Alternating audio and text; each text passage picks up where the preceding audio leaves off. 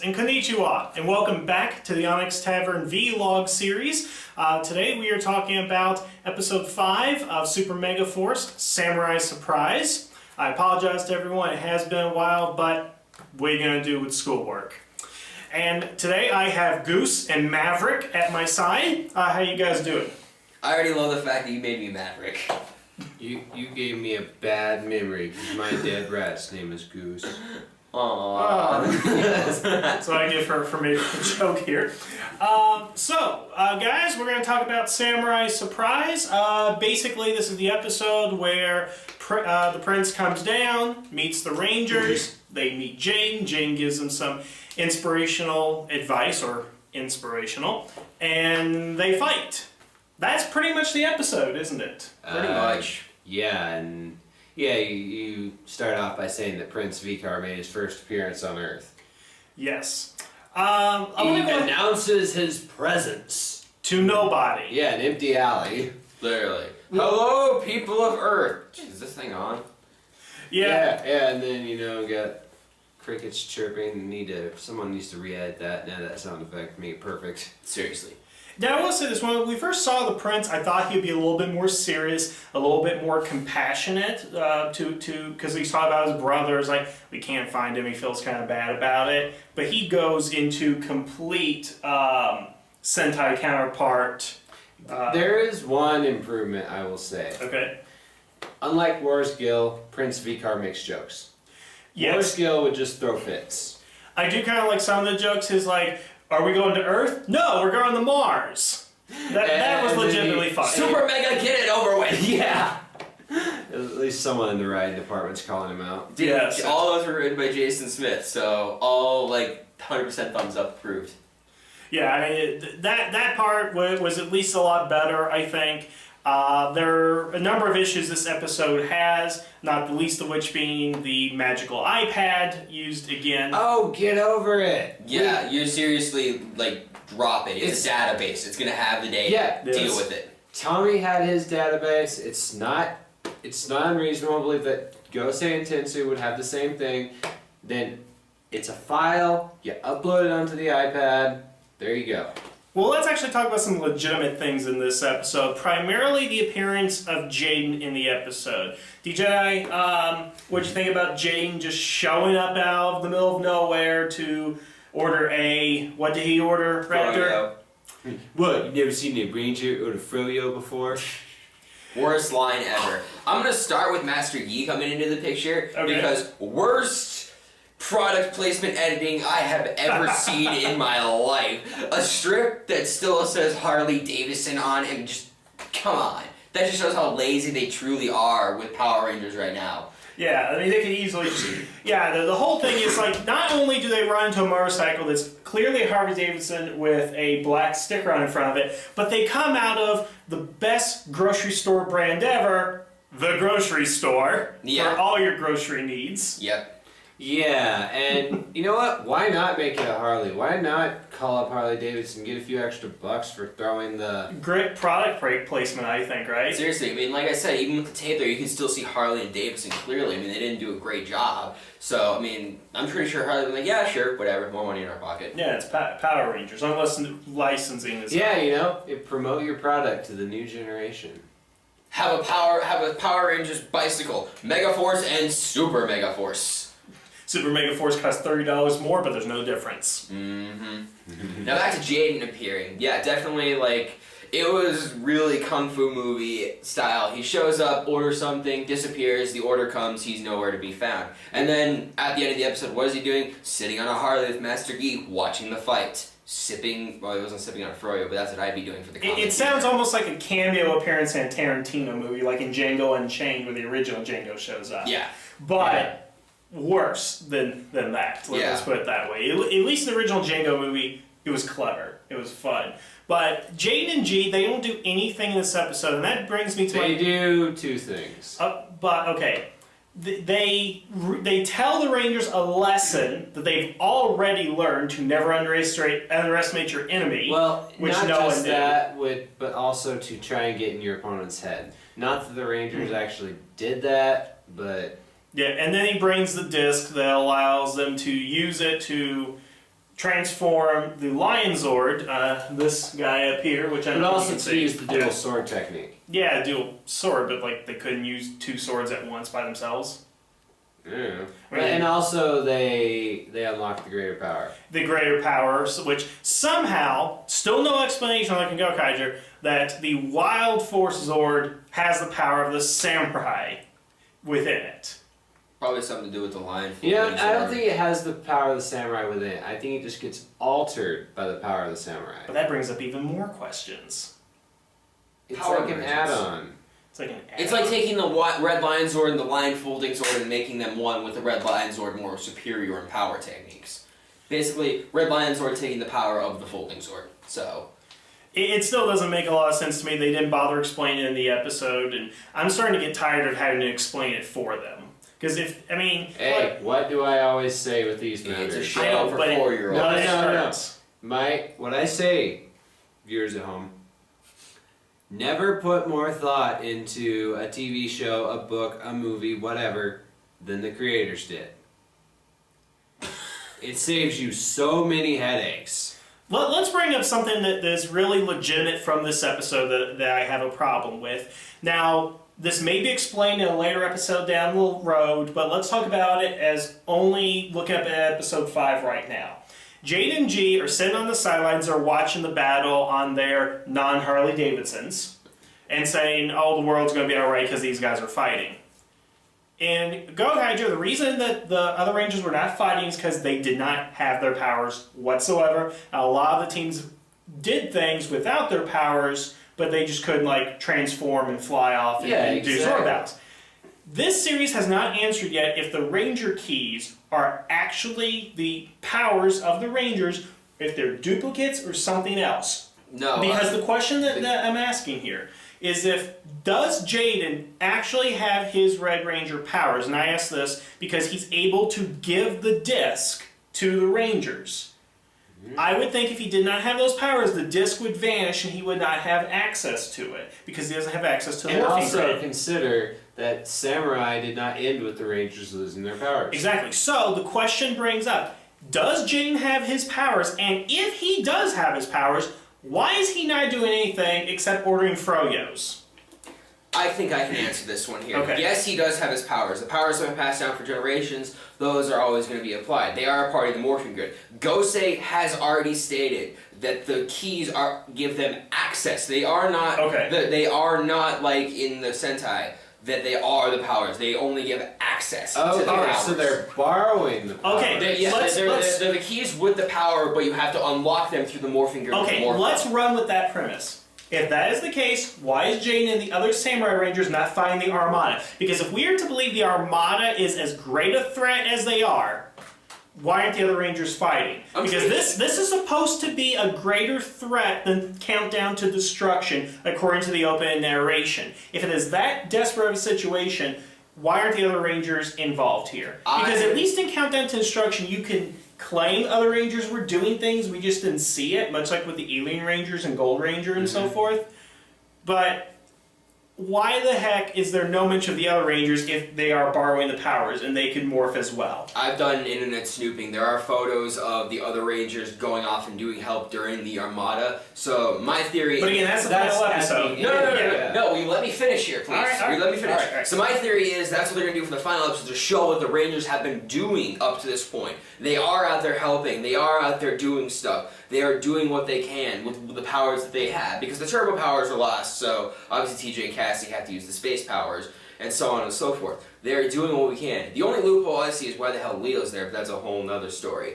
But the other Rangers are helping out on the planet with what they can. But why did Jaden not just turn into the Red Samurai Ranger and help them fight? Exactly. I mean, because, well, you have his actor. You could easily have shot the footage with somebody in the suit, and they did. Half this episode was new footage anyway. Yeah. So, again, that to me And is the big... it actually would have been pretty cool to see. Exactly. the But samurai I suit. think what happens here is we have these Rangers interacting, and if it's assumed at this point that they still have their powers, how bad does that actually paint them as people for not helping these Rangers out? If everything you say is true, then I'll buy it at that point. But right now we have no indication of that. Gosei's already confirmed it. Like, if you go back and rewatch, Gosei confirms that it only gives them access to it. But not that, I'm just saying that if they have the powers, but they're not using it in any substantial way. That makes me I'm imagining, let's just say the Lightspeed Rescue Team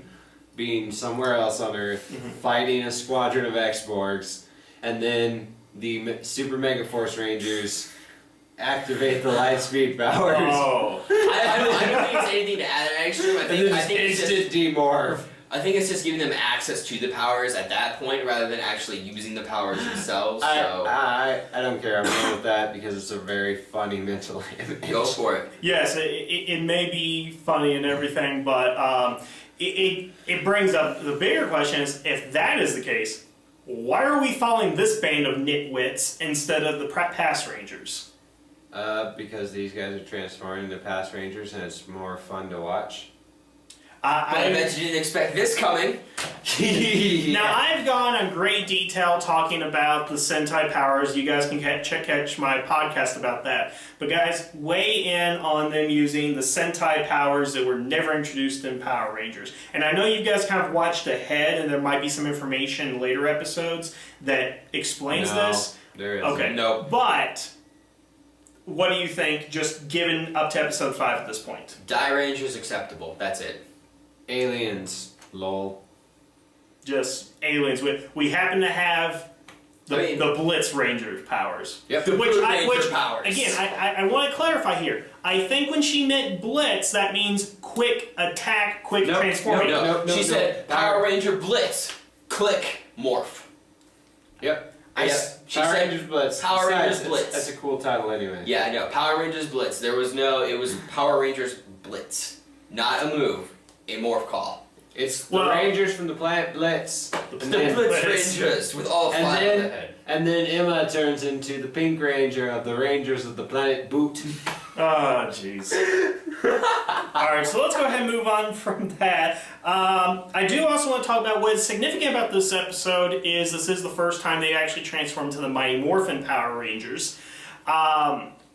Now, it was not played up in the Gokaiger footage it was taken from. This was all Sentai footage that was done. That's because most Sentai fans don't give a shit about Zero. Exactly. So I understand why they did it there. And I think they actually did transform to Zoo Ranger prior to that in the Car Ranger tribute. That happened before, right? Or was that after? After, because they're still doing a Turbo tribute, they said, I read. No, I'm saying the Car Ranger tribute happens before they turn... Or that. Okay. I don't know about this specific episode, but one thing I do know is that they moved that episode around. But that's okay. Yeah. But the point that I'm getting at here, and what concerns me, is that it was not played up for the dramatic reveal that it should have been. Because we're talking about the first time we've seen most of these suits in 20 years, well, almost 20 years, in high definition glory in a battle, and what happens? They morph. It's not a big deal. I don't even hear the Mighty Morphin theme in the background, although I'm sure it's there, as we've seen in other episodes, just minute.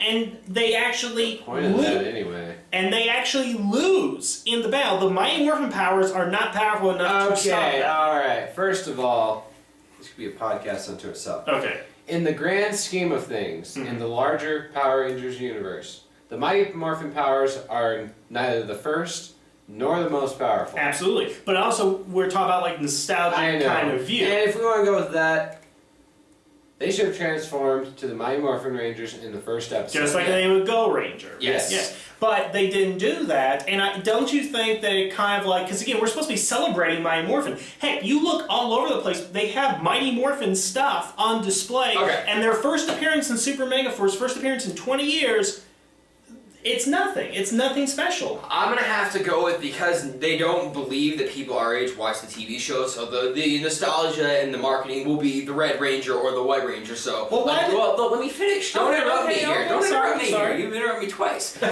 Twice. But the marketing is to get people out there who are familiar with it from being the Red Rangers younger, while having the samurai show up first, like in Gokaiger, just copying off that, is to include the younger audience that Saban's actually aiming at, who have been watching Power Rangers for a while, so something more familiar to them, because they're watching the TV show constantly like we did as a kid. So if they see, oh, they can do the Samurai Rangers, let's see what other past Rangers they are, because honestly, not a lot of five. Okay. At my karate school that I teach at, we had a little 5-year-old girl. She's a huge fan of the Power Rangers. She's the first 5-year-old I've met who knows what Mighty Morphin is. But my question to the marketing team is, what about the Legacy Collection? You're seeing that all over the place, not in this state, but you're seeing them everywhere. You are still seeing fanboys go after them as compared to 7-year-old kids. Yeah, I'm not talking about the buying. I'm saying that we see the White Ranger, the Red Ranger, the Green Ranger. We see all those images out there, even on the viral marketing that they're doing for Power Rangers. We're seeing more this images. guy needs to go to Hastings. Yeah. Because they have Armored Red Ranger, they have Pink Ranger, and they have Black Ranger. If I had money, I would. Which I saying they're there. You're saying that they're not here, but they are. I'm talking about the legacy stuff. Yeah. We have to drive 3.5 hours to see. That's economics of Toys R Us.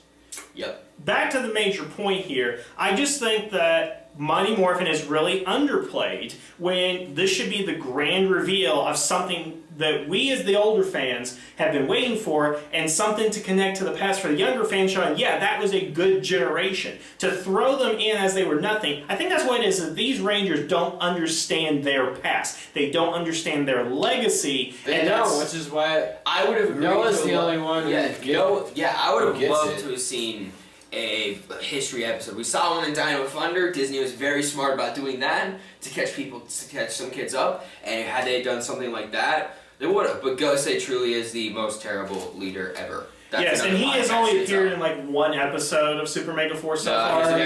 He's in every episode, but he's mostly, we have a new Zord combination, rada rada. Much as like in today's episode, everybody knows the day, Silver Lining. If you've seen it, you know what I'm talking about.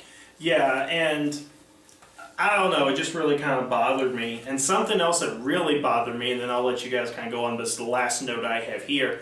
When they meet the Prince for the first time, they are too cocky. They are acting like they have been doing this for years on end. They're acting like the Gokaigers. Yeah, that's the problem. Because let me bring up an interesting comparison. In Mighty Morphin Power Rangers, the movie where they meet Ivan Ooze for the first time. Ew. Yeah. Rocky says, we're going to send you back where you came from. And then Ivan Ooze is like, really? Kind of leans in. What does everybody do? They kind of lean back. What's interesting about that is that Rocky is being cocky about the situation, but he's still fearful of Ivan Ooze. Because one, it builds the threat. It builds a threat, he's still inexperienced, and he knows when he may be outmatched, that there's greater power out there. But when Troy and all the other Rangers come in, they're just like, oh, we thought, General Grievous, I thought you'd be taller. That's what you thought. I mean, come on, it's not... Okay, it's downplaying the threat, too. Right, but let me explain here. Okay. So, are we given anything... Are the writers expecting us to think that Prince Vikar is a huge threat? Let's compare him to Master Xandrid. But what is the opening title said? The greatest threat in Earth's history. No, we're talking about characterization here. We're not talking about that. Okay. Let's compare him to Master Xandrid. Mm-hmm. Master Xandrid was portrayed as more fearsome and a bigger threat. Yeah, but he also looked the part. Yes. But Prince Vikar, he is intended because he throws fits, he complains, he makes jokes. Usually the villains that are making the jokes is just like the funny side guy who rarely goes to Earth. And this is a symptom of them adapting the Gokaiger footage, definitely. It's almost the same thing. And that paves the way for, if they follow the Gokaiger footage, a more fearsome villain later on. Mm-hmm. And I hope that's what we get, but it just seems to me that right now the Rangers are not taking this seriously. They're like, oh, we defeated Kreepox and we defeated Admiral Malcor, and those guys were tough. You're nothing. Typical teenagers being cocky is what I have to say. Much acting like the Gokaigers, getting that little writing. But also consider how much more serious Rock acted. Mm-hmm. You know, Rock was more serious about his mission. Meanwhile, you have Prince Vikar. He's a kid with a bunch of new toys. Absolutely. No, Vikar is new. Vikar is the And so the Rangers acknowledge that. They're like, we whooped your brother's ass, and he was you're like half the man he is. Yeah, it's still, I understand where you're going with that. It just kind of bothers me that they're not taking this seriously. Now, they get defeated, and that kind of knocks them back to earth a little bit, but then they get a motivational speech from a legendary ranger, because I don't count samurai as legendary in that sense. Well, if you want to go off of that... then Ghost Ager wouldn't count in that sense either, so... But I'm not talking about what they consider legendary in Sentai, because let's be honest, they're more legendary in Sentai, but I'm just saying... Nonetheless. Yeah. But I think if you're a veteran and you save the world, then you're legendary. Yeah, no. But after one season, they already count themselves as legendary, it seems like, the way they're acting. Well, they saved the freaking world! Yeah, but so is every other Power Ranger team, but they have the courtesy not to be as arrogant. They weren't given new powers stupidly. That's my argument there. And when I mean stupid, like, I have access to new powers that you could have had, rada. That's also a really good point. Rada. That is, that point you brought up, so many things to say about that in Silver Lining. Well, and we'll get to that episode eventually. But on Samurai Surprise, I touched the points that I thought were most egregious and the problems with. DJ, what do you have to say about this episode? Really? You couldn't have done better. You just... Really? Let apathy be our keyword. Pretty much. Yeah. Raptor? Well, there you have it. Just was a very good episode. I'm a little disappointed in Jason Smith right now, but it's got to get better than this. Yeah, he writes himself better than he writes. Yeah, no, his episode, not only being a martial artist, I liked it for more than that. It was and we'll get to that episode here eventually. But as far as Samurai Surprise, I think we're all in agreement. It was very underwhelming. They made a lot of obvious mistakes in both story, production, and everything. It was just, it wasn't enjoyable. It was more of a chore. Yeah. And actually, one final thing I will say too is, anybody else notice they spend more time in morph form than they actually do as Rangers? Oh yeah, totally. Yeah. Yeah, go back and look at Mighty Morphin. It's pretty much 75% teenagers. Yeah, doing stupid stuff. But at least with that, but then it would all build to the monster fight. Exactly. Yeah. And it doesn't build in this season whatsoever.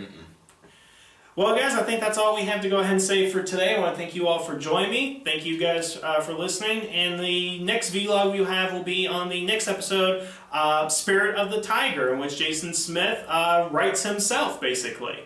So I want to thank you guys for listening. Have a good evening. And the tavern is now closed.